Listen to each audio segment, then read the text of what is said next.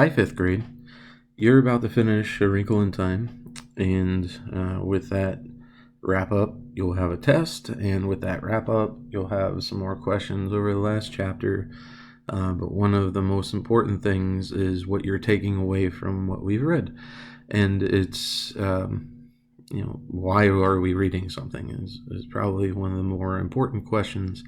And so the themes are what we take away from the story. So your assignment that we'll post on Friday and will be due by Wednesday of next week is a very thoughtful theme response. You're going to choose one of the themes that you see here on your screen, and you are going to take that theme and give 4 to 6 sentences with a response that detail how that's a main idea or a central idea to the story. And again, as the directions say, be specific in your details, give examples or quotes that support that. So don't just say it's this because whatever. There are some of you who are just racing to get finished or not even doing anything. And you got to spend time on this to earn the grade that you're capable of. These are things that are helpful for next year, unless you aren't coming back or not moving forward, which some of you might not. So this is just an overview of some of these themes that you can draw from this video if you take the time to watch it, and hopefully it'll be helpful. So one of the themes is Christianity, or you could look at that as good versus evil. So this story does make reference to some scriptural quotes, but it also has all kinds of other quotes because of the way that people communicate with quotes. So the books of the Bible are quoted, and Shakespeare is quoted, and Leonardo da Vinci and Beethoven, but the belief that Christianity is a powerful force for good is evident in this story. Find it, prove it, and that's how you can answer this. You can also look at that good versus evil side.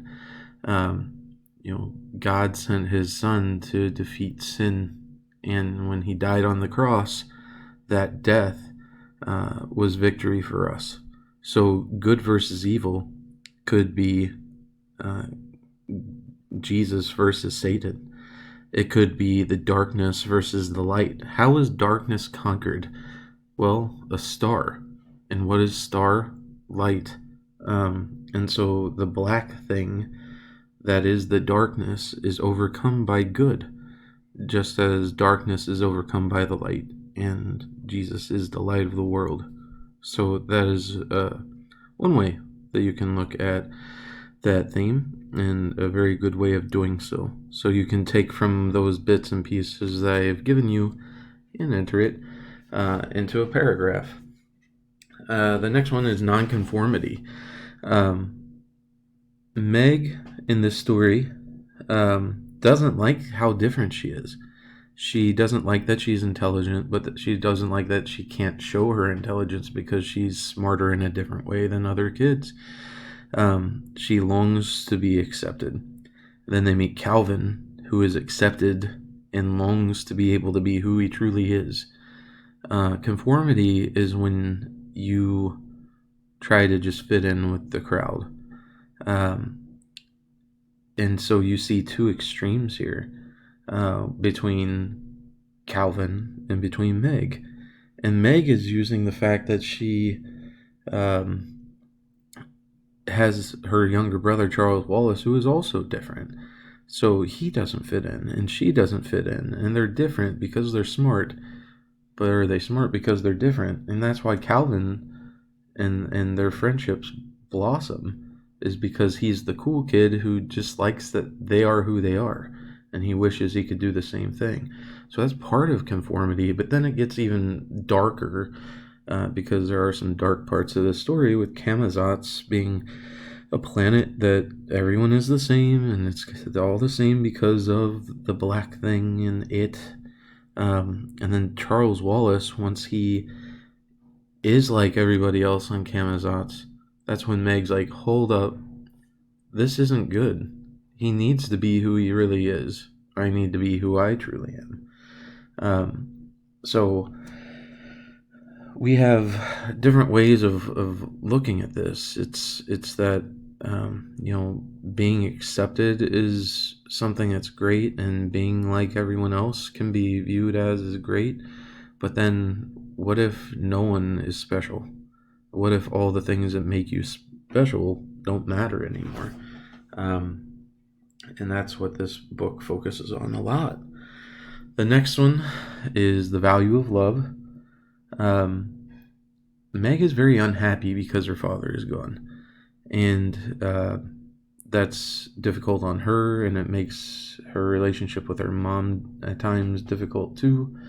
And then Calvin, though, reminds her how much she is loved, because he's got a large family and he feels neglected, and he appreciates Meg's mom not just because she's attractive, but because she's a good mom who is present and active and caring in her kids' lives.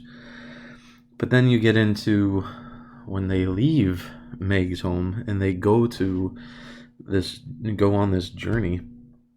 Love is the only thing that she has that it doesn't have. And so love is what overcomes that darkness. It destroys all of the differences in the world. And Meg may think love is a paltry thing at the beginning of the book because of her dad being gone and not really understanding why he's not home. And by the end, she realizes that she could possess nothing more empowering or valuable than love. And, you can look at the Corinthians verse that love endures all things. And so it can overcome all things. And in this case, in the story, it did. So another way that you can use that Christianity and good versus evil. The next thing that you can pull from are deceptive appearances. You have Mrs. Whatsit, Aunt Beast, Camazotz, and Meg. Are their appearances really the story of who these things and places are? People are more than just the way they look. And Mrs. Murray said that Charles Wallace to Meg early on in the story. And, Charles Wallace is a little with a mighty mind. So then you have Aunt Beast later in the story, who is a warm, motherly figure, but has this creepy appearance. But she's healing and she's loving, and that love overcomes the pain that Meg was dealing with. So to know what something is really like, one can't rely on your eyes. You must seek a deeper understanding of the mind and the heart of the other people. So it's important for relationships, and it's important for the way that we view the world around us. It's beauty is only skin deep, right? And you probably maybe have heard that before. So the beauty is what is inside, and while the heart is a gross-looking muscle in the grand scheme of things, we use that heart as a sign and symbol of love. So that's one way of looking at deceptive appearances. Just looking at someone or something in the story doesn't tell much about who or what they are like. Knowledge and language are such a huge concept in this story, and we've had this as a question on a couple of our chapter questions because of that. So understanding people's differences is part of knowledge. How Meg can understand Charles Wallace, and how Charles Wallace can understand Meg and his mother without really having any communication. It's kind of odd at the beginning of the story. Then you have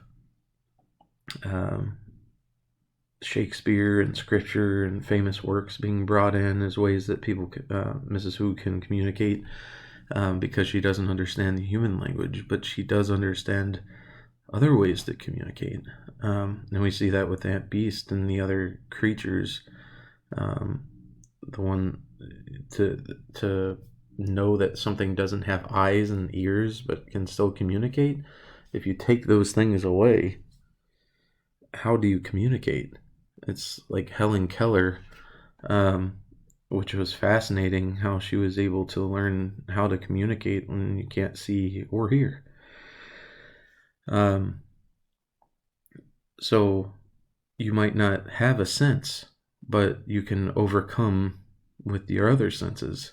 And is communication necessary to show kindness and love? Maybe, or maybe not. That's an argument that you can make. So Meg is able to defeat it not through her knowledge, but through a love that is more profound than words. It's bigger than just saying it. And so, love is an important thing that we have.